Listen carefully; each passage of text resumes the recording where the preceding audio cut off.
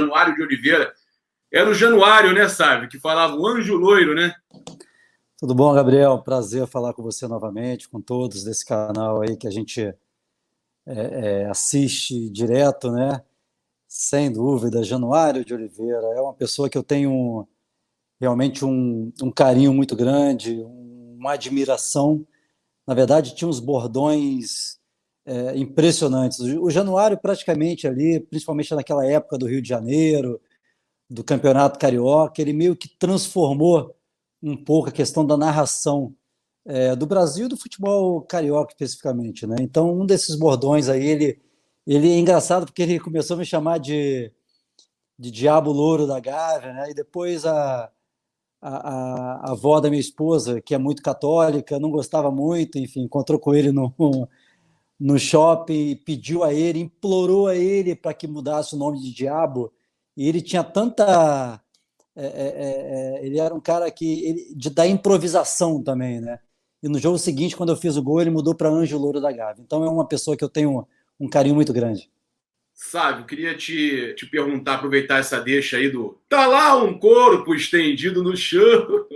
Falou muito isso ele, né? Eu vou te fazer uma pergunta. Eu sei que você tem um carinho especial pelo Januário, mas que você falasse pra gente quem foi o narrador que mais te emocionava, quem era o narrador que mais te emocionava narrando os seus jogos, ou os que você mais gostava. Não precisa você escolher um, você falar os que você mais gostava. Olha, eu gostava muito realmente dessa narração do Januário, dessa improvisação dele, dessas frases que ele colocava meio que no ar, e ele até me falou, eram coisas às vezes que saíam naturalmente, e ele inventava essa frase, ficava, e eu gosto muito do Januário. E tem uma pessoa que eu acompanhei bastante, desde a época ali da década de 80, 90, vendo o campeonato italiano, que era um cara realmente que eu tinha que passava uma emoção muito grande para a gente, vendo ali o jogo, acompanhando a seleção brasileira também, que era o Luciano do Vale. Então, eu acho que esses dois, para mim, foram os que eu gostava mais assim de ver, e o Luciano realmente ele passava uma emoção muito grande para a gente. Então vamos ao jogo histórico, né? Ou o gol histórico. Você escolhe um jogo em que você tenha feito um gol maravilhoso. Eu tenho o meu palpite. E eu vou utilizar o time que está aqui nessa moeda.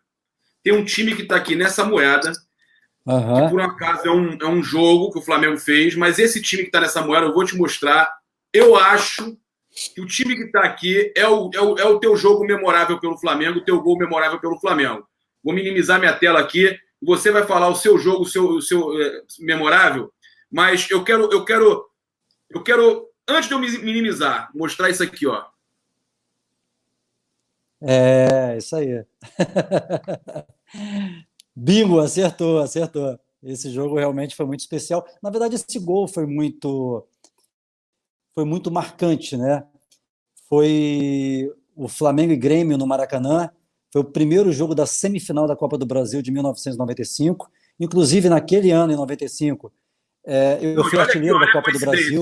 Flamengo e Grêmio, semifinal. Exatamente. Esse aqui, por acaso, é a semifinal da Copa do Brasil, da Libertadores, agora o 5-0. E é esse jogo mesmo. E eu estava até completando a questão do... foi a semifinal da Copa do Brasil, foi 2-1 no Maracanã.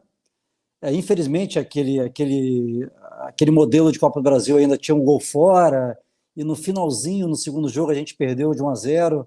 Mesmo ganhando no Maracanã, a gente ficou fora da final. Mas esse gol realmente foi muito marcante. Não foi o gol, assim, vamos dizer, mais importante, porque eu tive alguns gols importantes no Flamengo, no Real Madrid, no Zaragoza também.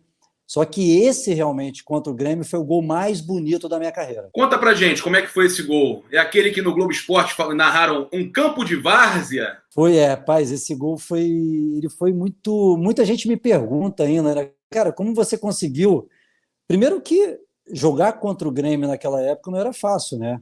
O time do Grêmio era um time muito forte, um time que marcava muito, e se você vê o gol, foi uma jogada muito rápida, uma jogada que eu decidi em fração de segundos, uma jogada ao mesmo tempo tem um pouco estilo de futsal.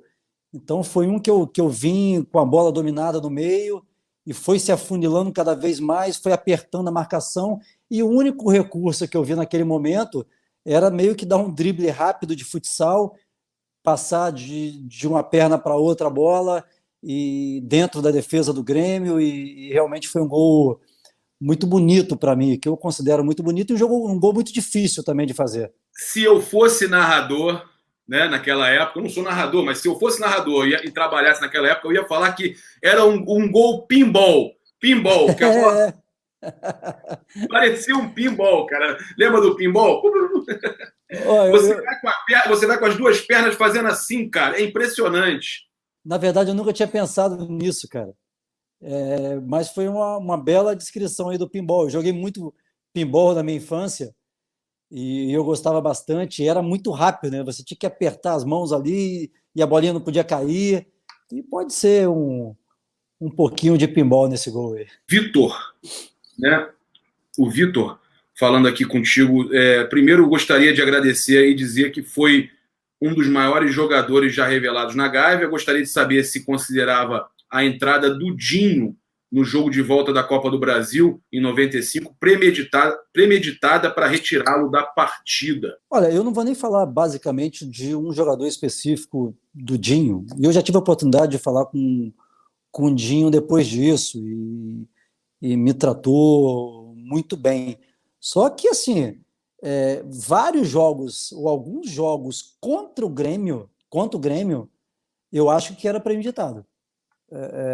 E eu já tive alguns relatos de pessoas dentro do próprio clube, ou próximo ao clube, dizendo basicamente isso. Então, era muito estranho, porque sempre alguns jogos importantes contra o Grêmio, a gente terminava o jogo praticamente com toda a defesa, todo o meio do Grêmio, ou amarelado, ou com cartões vermelhos, e sempre, basicamente, em cima de mim. Então, eram sempre jogos muito difíceis, jogos muito fortes fisicamente, mas em alguns momentos, realmente, eu sofri algumas lesões importantes. E, enfim, eu acho que, em algumas ocasiões, sim, veio o meu pensamento na época, e agora principalmente, de ser algo meio que premeditado. Eu vou aproveitar essa sua deixa, só vou te falar que a Amanda Borba também perguntou sobre o relacionamento com o Sávio Romário Edmundo, mas já foi respondido.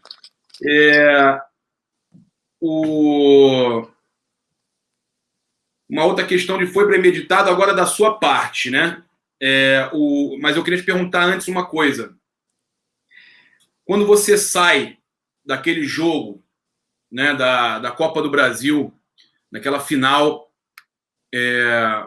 Flamengo e Grêmio, você sai daquele jogo, o Lúcio até entrou e foi muito bem na partida, né?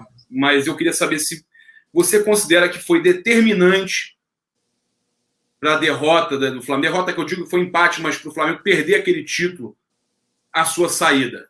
Conta um pouquinho da sua contusão e da sua saída. O Gabriel foi muito triste ali, porque eu vinha praticamente de duas Copas do Brasil, em 95, onde nós fomos semifinalistas e saímos pelo critério do campeonato na época, né? Ganhamos de 2-1 no Maracanã e tinha um gol fora, perdemos no final lá no Olímpico de 1-0.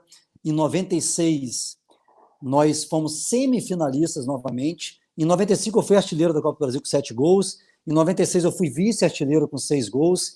Saímos na semifinal contra o Cruzeiro na mesma fórmula do campeonato. Foi 1-1 no Maracanã, 0-0 no Mineirão. Em 97, a mesma coisa.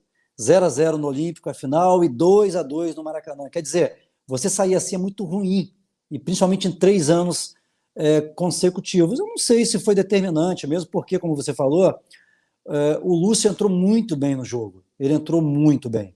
Ele fez um gol, ele teve uma atuação realmente muito destacada. Viramos o jogo, no final lá teve aquele descuido e deixamos o Grêmio empatar, com 2-2 eles ganharam o título. Aquele jogo foi muito difícil para mim depois, foi muito difícil porque realmente eu fiquei um mês depois me recuperando da contusão no tornozelo. Meu tornozelo, eu tive uma ruptura parcial de ligamento externo, então foi muito difícil, eu quase tive que operar. Eu fiquei ali, além de perder aquele título, onde eu tinha uma expectativa muito grande dentro do Maracanã em ganhar aquela Copa do Brasil em 97. Depois, mais um mês e meio de tratamento intensivo para voltar a jogar logo. Assim, eu acho que não foi determinante mesmo, porque o Lúcio entrou muito bem no jogo. Agora, foi muito difícil depois para mim.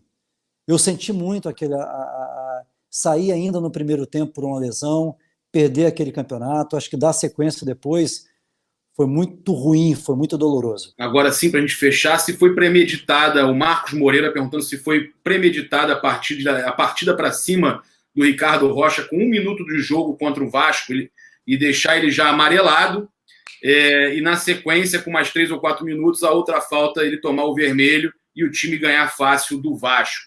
Aquele 4-2, né? 4-1 ou 4-2? 4-2. Olha, não sei se foi premeditado. Não, ali eu acho que foi uma coisa automática do jogo. Só que eu tinha uma percepção do jogo, e você acompanhou bem, o torcedor do Flamengo na época, principalmente. Eu não tinha, dificilmente eu batia a boca com o adversário, eu batia a boca com o juiz, eu discutia dentro de campo. A única fórmula que eu encontrava vamos dizer, de superar a violência ou as jogadas mais fortes era pegar a bola novamente e tentar encarar o adversário. Se o adversário tivesse um cartão, eu iria buscar esse adversário novamente para tentar um outro amarelo e automaticamente o vermelho. Então, isso era algo muito pessoal meu. Eu acho que era uma estratégia de jogo também.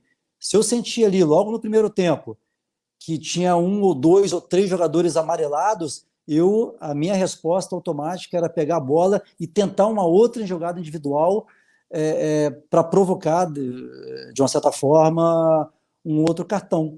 E eu acho que foi isso que aconteceu também naquele Flamengo e Vasco, aquele 4-2 no Campeonato Carioca de 95. Logo na primeira bola, acho que foi na primeira jogada, ainda no meio campo, na ponta, eu recebi uma entrada forte por trás do Ricardo Rocha, um amarelo, e ali eu já esperava ali, eu já queria uma oportunidade, se possível, para pegar a bola, encarar, fazer uma jogada individual e tentar novamente o segundo cartão. E foi isso que aconteceu. Só que foi muito rápido, né? Você vê ali que foi logo no começo do primeiro tempo, no começo do jogo, 2 cartões, o vermelho, e nós conseguimos fazer aquele grande Então jogo. é isso, galera. Se inscreve aí no canal, aciona a notificação no sininho, deixa aquele like maroto no vídeo. Saudações rubro-negras. Isso aqui é Flamengo. Valeu, galera. Grande abraço. Fui!